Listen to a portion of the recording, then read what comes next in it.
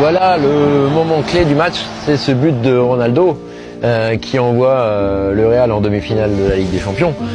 Le problème, c'est que Ronaldo, il est en jeu.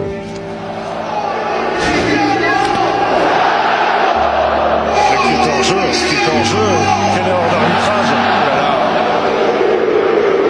On s'aperçoit qu'il est nettement hors jeu. Mais maintenant, si on essaye de comprendre pourquoi l'arbitre n'a pas signalé, enfin, l'arbitre assistant n'a pas signalé le hors-jeu, certains diront que je cherche des circonstances atténuantes, mais j'essaye de comprendre comment il a pu ne pas le voir.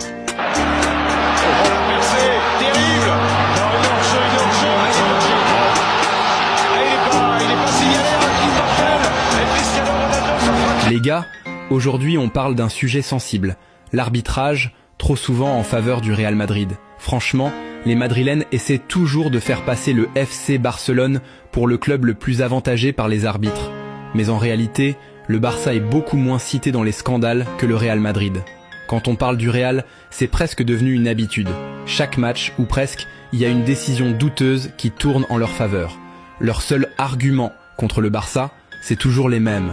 Barça, Chelsea 2009 et PSG, Barça 2017. Mais à côté de ça, le Real Madrid, c'est une liste sans fin de scandales d'arbitrage. Et soyons honnêtes, si dans un match il y a 20 erreurs d'arbitrage, t'en as 19 pour le Real et 1 pour l'adversaire. Même pas besoin de remonter jusqu'en 2015 pour le prouver. Rien que cette saison, on a encore des exemples flagrants.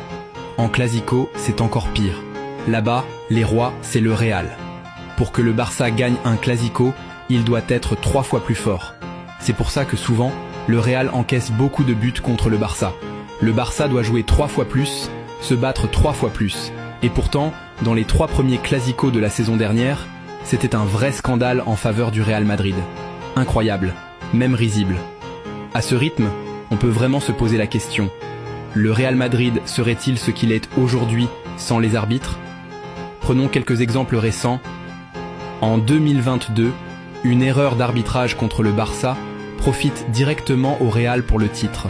En 2024, un but parfaitement valable du Barça a été injustement refusé.